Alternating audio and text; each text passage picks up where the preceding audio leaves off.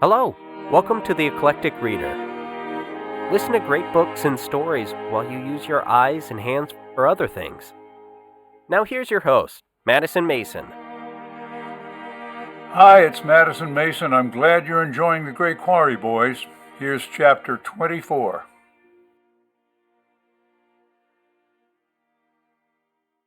The Great Quarry Boys, chapter 24, The Creek. Later on, after Todd had dried the dishes and was holed up in his room, Batman in his hands and Jerry Lee Lewis shaking on the radio, he heard it. At first he thought it was something weird and off-key on the radio, but when he turned down Jerry Lee, there it was. A car horn, far off, adamant, like a distant voice calling for help. It bawled for several minutes before he rolled off his bunk and thumped down the stairs. "Hey, you hear that? It sounds like someone's—" In the kitchen, Marv Kyle was pulling on his heavy yellow slicker. "I believe it's coming from the bridge. I'm going to go down and have a look," he grunted as he snapped the rubber up to his neck. "Wait for me," Todd yelled, and he ran upstairs for his sweater, glad for any excuse to get out of the house. In less than a minute, he banged back down through the kitchen and met his father on the back porch. They tugged on muddy boots and grabbed a couple of big black flashlights while the angry rain pounded outside. Hard wind threw the water sideways as they slipped along the path to the driveway.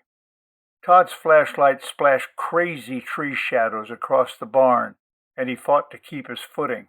They reached the road and turned into the wind, two bent figures, heads down against the lashing rain. They struggled toward Watkins Creek, where the horn still blared in helpless desperation like a stuck heifer. Whatever waited for them, it didn't sound too good, Todd thought. Somebody was in trouble. He wondered what they would find. An accident? A pileup? Maybe just a blue-haired lady with a flat tire sitting in the dry warmth of her car, waiting for a man to rescue her. He lowered his head against the rain. A quarter-mile more. "Good Lord, look at that," was all his father could say when they neared the creek. The two figures stared, illuminated by the headlights of an upturned pickup truck. It was jammed on its side against the steel truss of the old bridge. The creek was usually calm and slow, perfect for boys to go catfishing in homemade flat-bottomed boats. But now it was a furious river that bashed the truck and bridge as if paying off a long-standing grudge. Brown water roared over and around the buttresses in bubbling eddies that ran away to other destruction. The dark bridge stood cold and forlorn in the midst of the deluge, the screaming horn of the truck resonating horribly through its girders. Marv and Todd squinted in the headlights. "Whose truck is it, Dad? Can you tell?" "Oh, Lord, I think it's Willie. Oh, this is bad." "Willie Charney? Dad!" Todd felt a cold sickness in his stomach. Everybody in Great Quarry knew Willie and his family. They'd sharecropped Taylor's farm for over 30 years. When Todd was a little boy, Willie carried him around on his buckboard and taught him to fish in this very creek. This couldn't be true.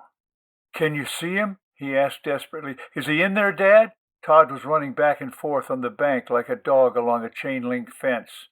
His father waded a few feet into the raging creek out of the headlight's glare and pointed his flashlight through the windshield.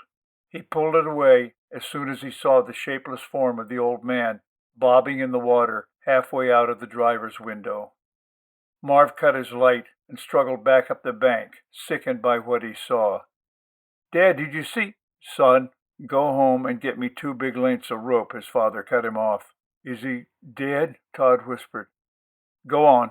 I'll wait for you here. Hurry up." Todd backed away, unable to believe what was happening.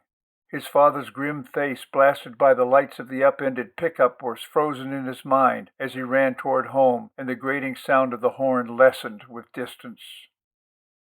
When he slid the barn door open, he could hear his mother's high-pitched call and see her silhouette in the yellow light from the porch. Her troubled question struggled across the blowing expanse of the storm. "Todd? What's going on? Is something wrong? Todd, what is it?" "I'll tell you later, Mom." He couldn't think how to say Willie might be dead. He didn't want to make it true. "Todd Kyle, you tell me right now what's going on down there." Todd shouldered 2 heavy lengths of three-quarter hemp and pushed the bulk of the barn door until it shut. Silver slashes of rain turned to black as he stepped out of the light and headed past the house, Becky still shivering at the door. "Willie Charney's in his truck down in the creek, Mom. We're going to get him out now. I got to go. I'm sorry," he yelled across the yard as if it was his fault. He saw his mother's soft hand go to her mouth. "Oh, my Lord, have mercy. Is he all right?" Todd ran full force against the rain all the way back to the bridge, half to return to his father's side and assume his part, and half from a creepy feeling of being alone on the road at night with the possibility of Willie's ghost about. The horn became louder as he approached, and he could see the shadow of Marv crouched on the bank, watching. The headlights now slashed the high treetops as the rear end of the truck sucked deep into the torrent. The water was trying to drag the pickup through the girders and out into the night to devour Willie in private. "We gotta work fast," his father grunted as he lifted the rope from Todd's shoulders. "I'm gonna get him. You stay here," Marv puffed. He threw the rope out onto the bank and flipped it several times until it lay straight, 50 feet, sufficient for the work at hand. He wrapped a double hitch around the black tree on the shoreline and did the same with the next rope. Then he tied one length around his waist. Todd watched with amazed respect at his father's composure and presence of mind. Marv acted as if he hauled out corpses every day of his life. "What do you want me to do, Daddy?" "Just stand by these lines and be ready to help me haul him in. Can you handle that?" "Yes, sir," Todd nodded, his heart beating fast. Marv Kyle took the end of one rope in hand and walked out to the shore, his line trailing behind him on the ground.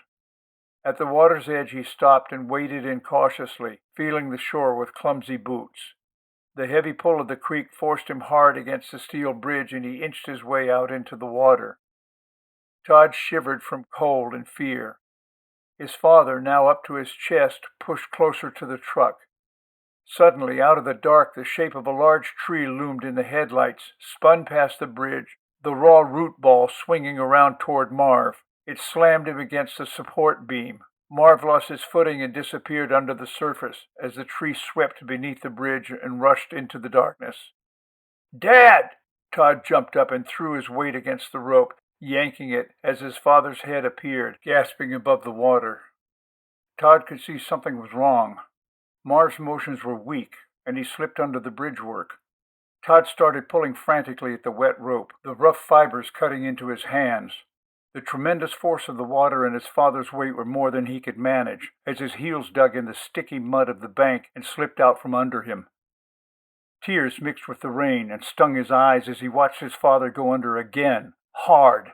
He pulled with every muscle, scared, wishing this was all a hideous dream he could wake up from now.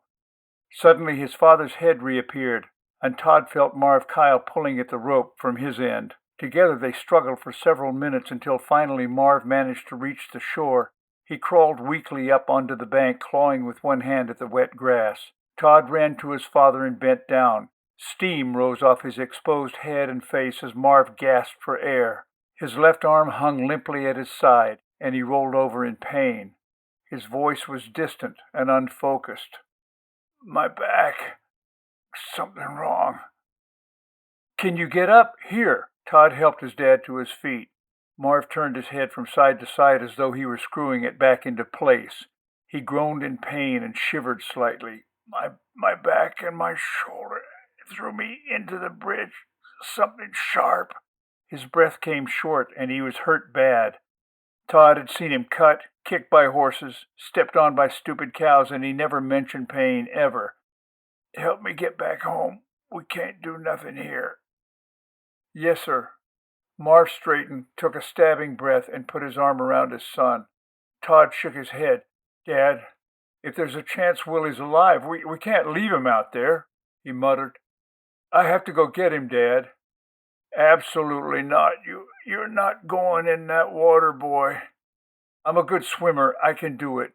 "We don't have no choice, Dad. It's Willie." Marv looked at the set of his son's jaw, thought a moment, then unwrapped the rope from his waist with his good right hand and gave it to Todd. The boy stared open-eyed at the truck in the river and tied the rope around himself. Marv secured the knots as best he could. Todd could see agony in his eyes, and his voice was choppy. Don't be scared now. Just careful. Start on the far side of the bridge and let the current push you against the truck. Now watch out, Todd. It's not deep, but it's real strong. Take this other rope and tie it around old Willie. When it's good and tight, you holler and I'll haul you in, and then we'll pull Willie in together. Don't worry, Dad. I'll be all right. We hope you have enjoyed this episode of The Eclectic Reader. Please go on to the next numbered episode to continue. Also, check us out on YouTube, Facebook, and Twitter. If you'd like to help support the project, you can donate under Madison Mason at Patreon. And please, check out our website, kltkrdr.com, for more information. Hi, this is Madison Mason. I want to personally thank you for listening to The Eclectic Reader and invite you to share your experience, your thoughts, and your suggestions. We have many great books lined up for the future, but if you have requests for anything that is in the public domain, please email us at kltkrdr@gmail.com. kltkrdr@gmail.com